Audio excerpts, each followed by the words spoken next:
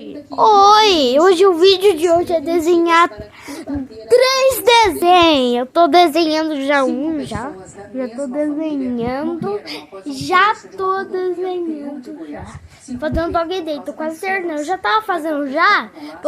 Eu começo, daí o difícil vai ser difícil. O difícil vai ser muito, mas muito difícil mesmo.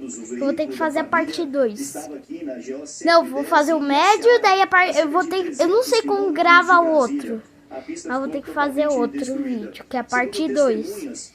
Que um desenho assim, que vai ser muito difícil.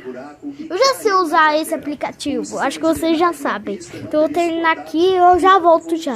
Olha aqui, gente. Vou distrair com essa gata aqui, ó.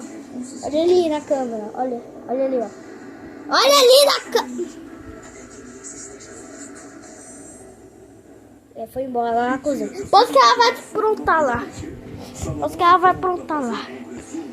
Vou terminar. Se eu escutar um barulho, já vou correndo lá.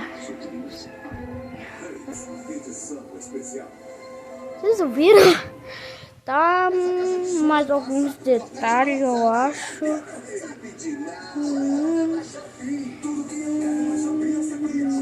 Pronto, terminei. Acho que aqui dá pra ver. Pera. Ai. Acho que dá pra ver aí, ó. Pera, pegar a posição pra pegar a mão do player.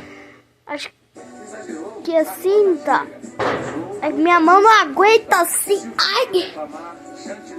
De 2 vai ser o médio. Então o Chau falou e fui. Vou olhar. É pra vocês olhar de novo.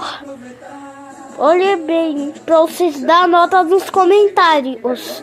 Então tchau, falou e fui!